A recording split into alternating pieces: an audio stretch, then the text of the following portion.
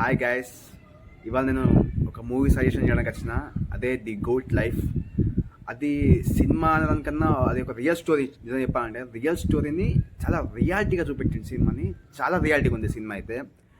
ఇంకో విషయం ఏంటంటే ఆ సినిమా చూసినప్పుడు నాకు కొన్ని గుర్తొచ్చినాయి. అంటే నేను ఒక వర్క్ కోసం అని చెప్పి మహారాష్ట్ర పోయినా. మహారాష్ట్రలో పర్బన్ అనే ఒక ఏరియాకి వెళ్ళినా. ఒక పర్బన్ అక్కడ ఒక డిస్టిక్ మహారాష్ట్రకు. ఆ ఏరియాకి వెళ్తే అక్కడ కొంతమంది జైత్యాల సైడ్ నుంచి దుబాయ్ కానీ, మస్కత్ కానీ, లేకుంటే కువైట్ కానీ ఇట్లా వెళ్ళిన కంట్రీస్కి వెళ్ళిన వాళ్ళు చాలామంది నాకు పరిచయం అయ్యిండు. వాళ్ళు చెప్పిన స్టోరీ అన్నట్టు. అంటే ఎట్లా అంటే అక్కడ పోతే ఎలాంటి ప్రాబ్లమ్ ఫేస్ చేసినాం ఇలాంటివి అని చెప్పిండు. వాళ్ళు చెప్పినప్పుడు నేను అంటే మెచ్యూరిటీ లేదు నాకు. అప్పుడు నాకు ఒక 18 years అంత ఉంటుంది అనుకుంటా. వాళ్ళు చెప్పినప్పుడు నాకు అంత మెచ్యూరిటీ లేదు, ఏం లేదు, అంటే అర్థం కాలేదు. కానీ ఎప్పుడైతే నేను నిన్న ఆ సినిమా చూసినో వాళ్ళు చెప్పిన నాకు కళ్ళకు కట్టినట్టు అనిపించింది. అంటే వీళ్ళు ఇంత కష్టపడ్డరా అని చెప్పి నాకు అప్పుడు అనిపించింది. అంటే సినిమాలో ప్రతిదీ చాలా రియాలిటీగా పెట్టిండు. నేను ఒక స్టోరీ చెప్తాను మీకు. అంటే ఈ టైం వచ్చింది ఈ వీడియో ద్వారా చెప్పాలి కాబట్టి చెప్పాలనుకుంటున్నా. ఏంటంటే నేను మహారాష్ట్ర వెళ్ళినా. నాకు అప్పుడైతే ఒక 18 years ఉంటుంది. అక్కడ వాళ్ళు చెప్పింది అన్నట్టు ఏంటంటే ఆ టైంలో ఈ మూవీలో పెట్టినట్టే వాళ్ళకి మొబైల్స్లో ఏం లేవు. వాళ్ళు దుబాయ్ అని వెళ్ళింది. వాళ్ళు ఒక ఏజెంట్ నమ్ముకొని వెళ్ళిపోయాను. దుబాయ్ కానీ వేరే అరబ్ కంట్రీస్ వెళ్ళిపోయాను. ఆ టైంలో వాళ్ళు చెప్పింది ఒక పని అక్కడ. అంటే ఇక్కడ చెప్పింది ఒక పని, ఇక్కడ అంటే ఇక్కడ ఒక పని చెప్పిండు.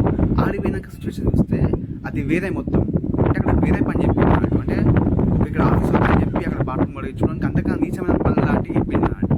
అంటే ఇలాంటి పనులు కూడా ఉంటాయి అన్నట్టు. అంటే వాళ్ళు తిరిగేద్దామంటే వాళ్ళు పాస్పోర్ట్ చేసుకొని దాచిపెట్టిన. అంటే వాళ్ళ ఉంటారు వాళ్ళ అక్కడ యజమానుని అంటారు. ఆ యజమానులు దాచిపెట్టింది అన్నట్టు పాస్పోర్ట్.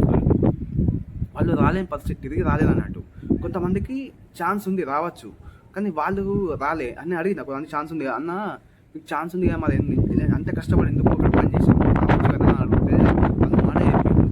తమ్ముడు ఏమని రమ్మంటావు, ఇంటికాడ అప్పు చేస్తేమి, ఇల్లు పెడితేమి, ఇల్లు అమ్ముకుంటేమి, అంటే ఇటువంటి వేసుకొని వచ్చినాం. ఇప్పుడు ఇంటికి పోతే ఈ అప్పులు కట్టాలి, ఆ అప్పులు కట్టాలి, ఎట్లా తమ్ముడా అన్నాడు. అది ఎందుకన్నా అంత కష్టం అంటే తప్పదు తమ్మి, ఇక మనం వచ్చినప్పుడు ఇక అప్పు మన సంపాదించుకొని పోవాలని చెప్పి వాళ్ళు చెప్పిండు. కొంతమందికి ఇంకా అంటే వీళ్ళకన్నా ఇంకొంతమందికి ఇంకా దారుణమైన పనులు అన్నట్టు కోర్ట్ లైఫ్లో చూపెట్టి. అంటే రీసెంట్గా మనకు కొన్ని వీడియోస్ వచ్చినాయి. ఏంటంటే అవి ఒక అన్న మొబైల్ ఇట్లా సెల్ఫీలో ఇట్లా పెట్టుకొని ఆయన వీడియో వేసిండు. అన్న ఏడ్చుకుంటా, అన్న ఇక్కడ బయట తీసుకోవాలి, అన్న నన్ను ఇండియాకి తీసుకోవాలి మళ్ళీ, లేకుంటే వాళ్ళు ఆంధ్ర అనుకుంటా వాళ్ళది. అన్న ఇట్లా తీసుకోవాలి అన్న, ఇక్కడ పాములు తేళ్ళు ఉన్నాయి అంటే వాళ్ళు అక్కడ ఆయన మేకలు కాసుడు అన్నట్టు. ఆయన కూడా అంటే ఇలాంటి సిచ్యువేషన్ ఉంటే అప్పుడు నాతో లోకేష్ గారు వీడియో సెండ్ చేస్తే ఆయన చూసి తీసుకెళ్ళిండు. ఇంకొక వీడియో వచ్చింది, ఆయన కూడా తీసుకొచ్చే ప్రయత్నాలు చేస్తాడు. అంటే ఇలాంటివి అవుతున్నాయి అన్నట్టు. నేను ఇంకొక స్టోరీ చెప్తా. ఇంకొక స్టోరీ ఏంటంటే అదే మహారాష్ట్రలో అక్కడ ఇంకొక అన్న పరిచయం అయింది నాకు. ఆ అన్న బయటి దేశానికి ఏం లేదు, అరబ్ కంట్రీ దగ్గర గుర్తు అంటే ఐడియా లేదు, ఏదో దేశం పోయింది. ఆయన 15 సంవత్సరాలు వెళ్ళిపోయినాడు. 15 సంవత్సరాలు ఏ దేశం వెళ్ళిపోయాడు. అట్లా ఫోన్ లేదు, అప్పుడు ఫోన్స్ ఏం లేవు, ల్యాండ్ లైన్స్ మొత్తం ఫోన్స్ లేవు, ఏం లేవు. నెంబర్ చేద్దామంటే నెంబర్ అన్ని పోయినట్టు మన బ్యాగ్లో కొట్టేసినట్ట. అక్కడ ఆయనకు ఫోన్ లేదు, ఏం లేదు. 15 years వద్దామంటే వచ్చేదానికి ఛాన్స్ లేదు. ఒక 1 year గడిచిపోయి, 2 years గడిచిపోయి, ఇంట్లో సిచ్యువేషన్ ఏంటంటే 1 year గడిచిపోయింది, లేదు ఫోన్ లేదు. 2 సంవత్సరాలు, 3 సంవత్సరాలు, 4 సంవత్సరాలు, 5 సంవత్సరాలు, 10 సంవత్సరాలు గడిచిపోయినా ఏం లేదు. ఇక వాళ్ళు అనుకున్నట్టుగా అంటే ఇక మావాడు లేడు, చనిపోయినట్టున్నాడు, ఏమైనా మరి ఇక్కడ అది అని చెప్పేసి వాళ్ళు ఇక మర్చిపోయినా అని. అంటే గుర్తుంటాడు, కాకపోతే మర్చిపోయింది అన్నట్టు. ఇక అయిపోయింది, మావాడు లేడు అనే సిచ్యువేషన్ అది వచ్చిండు.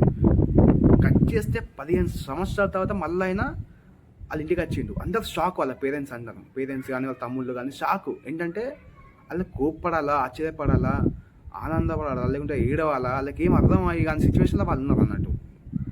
ఆయన చనిపోయినాక వాళ్ళ తమ్ముడు కూడా ఒక ఆయనకు పెళ్లి చేసిండు. అంటే ఇలాంటి సిచ్యువేషన్స్ కూడా ఫేస్ చేసిండు అన్నట్టు వాళ్ళు. అంటే వాళ్ళు తిన్నాక అన్నం కూడా సరిగ్గా తిన్నాడు అక్కడ. ఆ కంట్రీలో ఎట్లా అంటే లేపుట పొద్దుగానే అంత పురుగులు పట్టిన అన్నం కానీ ఇలాంటివి ఉంటాయట. అంటే ఇంత కష్టపడి వాళ్ళు చేసిండు. అంటే నాకు కూడా అనిపించింది ఎవరిని నిన్నప్పుడు, ఇలా ఇంత కష్టపడి పోవడం ఎందుకు, అంటే ఎవరినో నమ్ముకొని పోవడం ఎందుకు. ఆ ఏజెంట్లో నమ్మద్దట. ఫస్ట్ ఆల్ చెప్పాలంటే ఏజెంట్లు అనేది చాలా 90% ఏజెంట్లు మోసగాళ్ళే ఉంటారట. వాళ్ళు ఏదో పని చెప్తారు, ఏదో ఎటో పంపిస్తారు.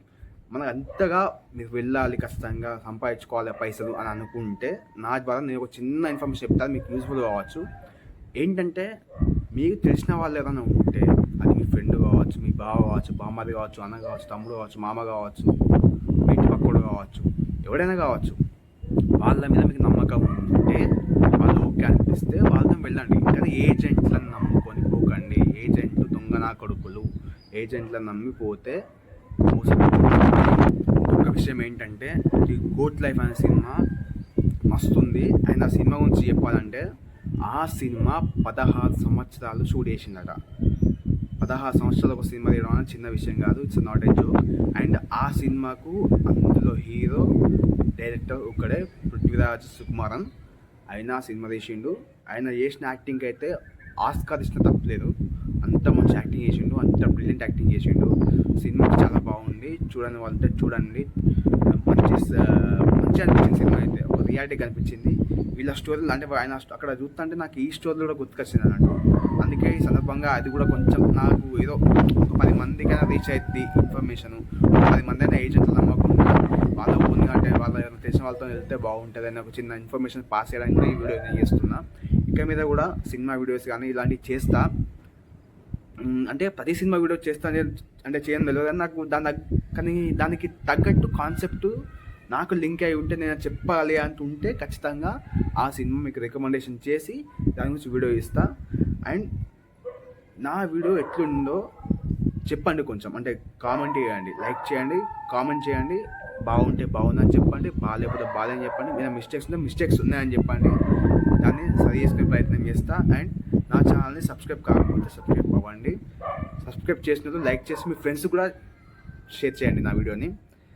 ఇప్పటిదాకా వీడియో ఇచ్చినందుకు చాలా థ్యాంక్స్. And bye. ఉంటానా? నెక్స్ట్ వీడియోలో మళ్ళీ కలుద్దాం. అది మూవీ సజెషన్ కావచ్చు, ఇంకేదైనా కావచ్చు. బాయ్.